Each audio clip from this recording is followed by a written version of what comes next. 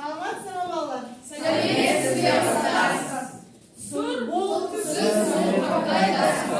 Күз болып нұрқыл тұман жерді басқан, білмеймін тойғаны ма, толғаны ма, жылы ойнап, үйге қашқан, дай жарысқан. Жасыл шөп.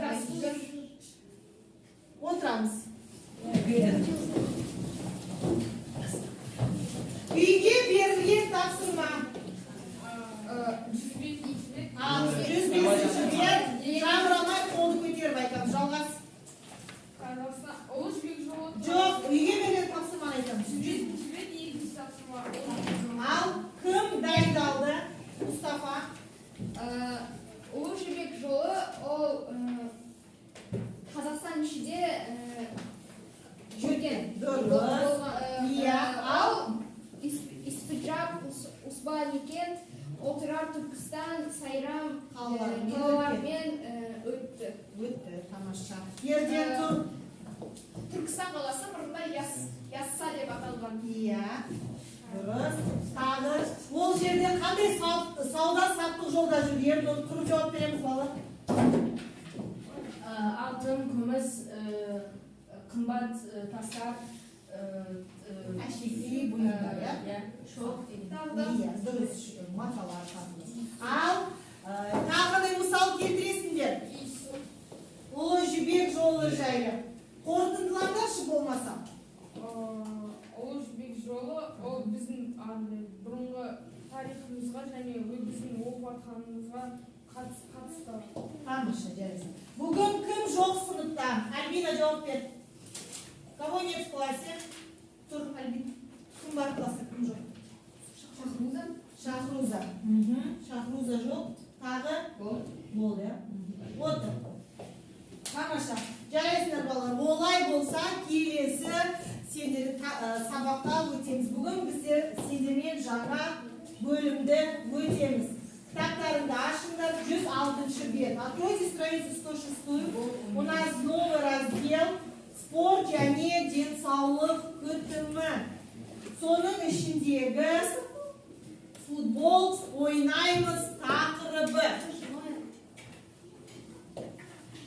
Олай болса,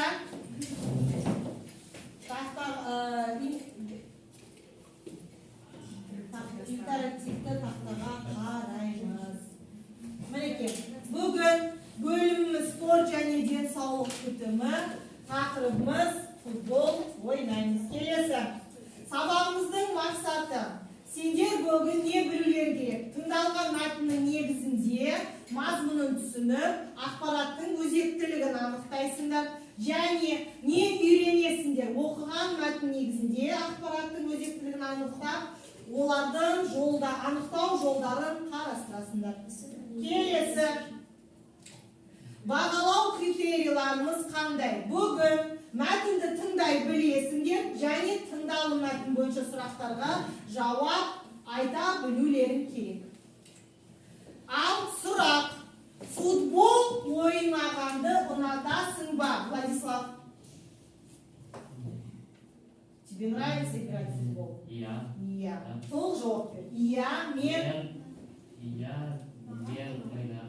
футбол Ойнаймын. ойнаған жақсы көремін. Жарайды, тамаша. Футбол соңғы рет қашан бардың, Бехрус? Бір ай. Тұрып жауап береміз. Мен футболға бір ай бұрын бардым. Тамаша. Ал үшінші сұрақ. Үйде немесе есіктің ауласында футболды кіммен ойнайсың, Мұстафа? Мен әкеммен және ағаммен ойнаймын. Тамаша, жарайсың. Ал футбол ойнағанда сен гол соқтың ба, Ернұр? Тұрып жауап берейікші, балалар. Неге отырып аламыз? Соқпады ба? Кім гол соқты футбол ойнағанда? Альбина. Дұрыс айтасың. Қазір бізде Әлем чемпионаты. Әлем чемпионаты 22 болып жатыр да? Катар елінде. Ал, қай жерінде? Катар 2022 деп аталады. Дұрыс, тамаша. Енді ол жерде қандай командалар ойнап жатыр? нелер команда емес ел ғой. Қандай елдер? Бразилия, Аргентина, Португалия. Мұстафа 32 Дұрыс, 32 мемлекет ойнайды, жарайсыздар. Тамаша. Сегіз тоққа бөлінеді. Дұрыс, 8 тоққа. Соның ішінде мысалы Бехрусан қай команда ойнайды? Аргентина ойнайды. Ерден? Бразилия. Данияр? Аргентина, Альбина саған? Португалия. Жанна? Корея. Португалия. Португал, осы елдердің жанкүйері екенсіңдер, иә? То есть болельщики этих команд, то есть этих стран. Ал қандай атақты футболшыларды білеміз? Так, Мұстафа. Мен Неймар, Месси, Роналдо және Тамиасо, Сон Кимин. Давай. Жүзден астам ғой. Тамаша. Тағы Алиби. Меспа, Ерден. Куртуа, Эдерсон, Алисон, Эдер Милитао, Серхио Рамос, Пикер, Арауха, Карлос Пуйол. Ал енді олай болса, бүгін сабағымыздың жаңа сөздері балалар. Қараңдар, спортпен айналысу, это заниматься спортом, төреші это судья, қақпашы вратарь, шабуылшылар это нападающий, және денсаулық кепілі залог здоровья. Осы сөздерді жаққа білулерің керек. Енді мен сендерге қазір бір видео көрсеткім келіп тұр. Қазір видеоны көріп шығар. Біздің Қазақстан елінің спортшыларын көрсеткім келіп тұр. Себебі бізде бөлім спорт және денсаулық кепілі болғандықтан спорт жайлы мәлімет. Ал Надяға.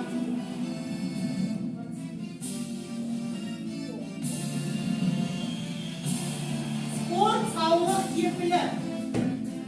Міне біздің қазақ елінің спортшылары.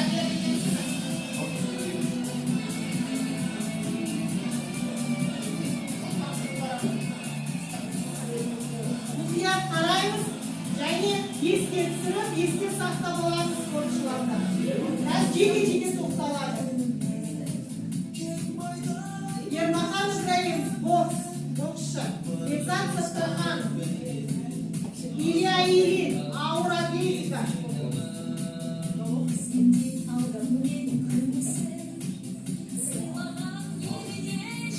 Александр Винокуров, велошабандоз.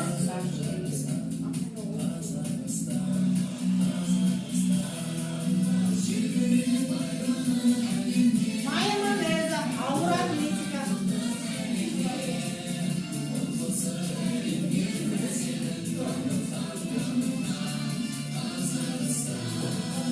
Ольга Рыбакова, жеңіл атлетика, тройной прыжок жасаған. Юлия Галышева, қырғыдан секірген. Шигинова Ольга, жеңіл атлетика. Смирнов Владимир, қырғыдан секірген. Серік Сафиев, боксшы. Сабина Алтыбекова, волейболшы. Светлана Подобедова, ауыр атлетика. Ярослава Шведова, теннис ойыншысы. Арман Шимбанов, бейсболшы. Алтay Бахтияр, боксшы. Асқар Жиркеев, дзюдоист. Жазира Жапсарков, ауыр атлетика. Беляев Сергей, Айзек Ниязбеков, боксшы.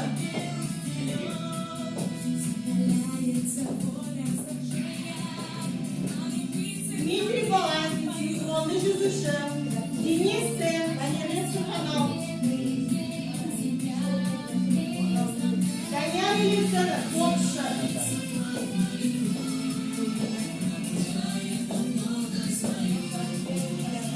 Геннадий Головкин, кәсіпқой боксшы.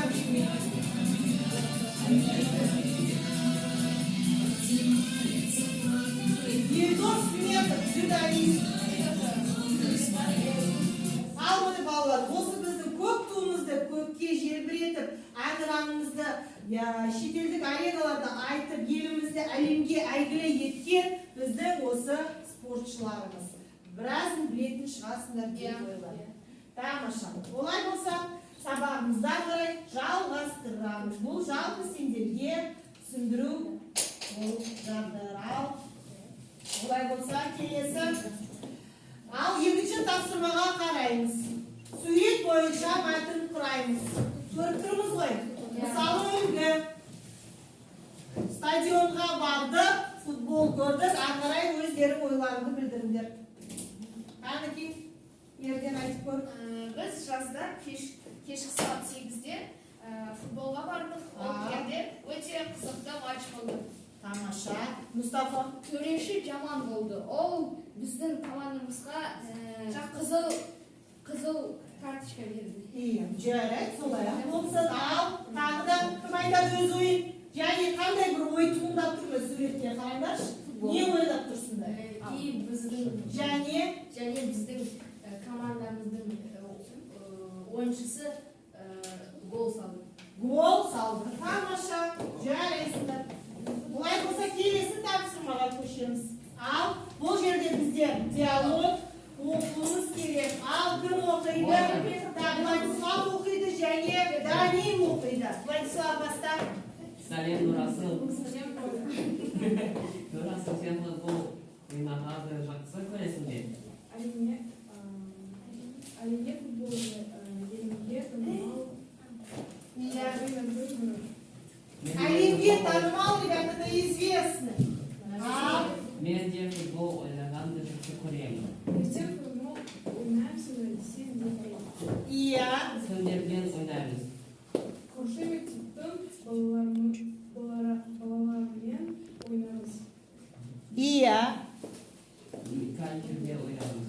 Біздің мектептің футбол алаңында ойнаймыз. Тамаша. Төреші Төреші кім болады? Ребята, төреші это судья. Следим за текстом, текстке қараймыз.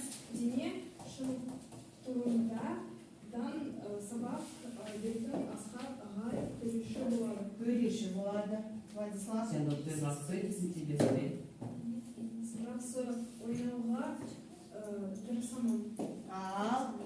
Футбол кейін әрекетті ойыншының атқаратын рөлі бар. Иә. Топ ойыншы болғанда ғана жеңіске Жетуге болады. Топ ұйымшыл болғанда ғана жеңіске жетуге болады. Ребята, уймшил это когда все играют на едино, сплоченно, да? Да, дальше. Я за всех светов. Дұрыс. Ал, жалғастырамыз. Я дұрыс айтасың. Оны бірдің шығар. Мен қақпада тұрамын. Жарайды. Қақпайды тұру өте қиын. Доктор Иә. қақпаға кіргізбеуге тырыссын ғой. Иә. Бар күшімді салып ойнаймын. Біз көп ұпай жинаймыз. Біз жеңеміз. Рахмет. Айтқаның келсін. Ертең Ертең кездескенше сау бол. Тамаша. Ал, ребята, у вас там выделены слова черным цветом, жирным.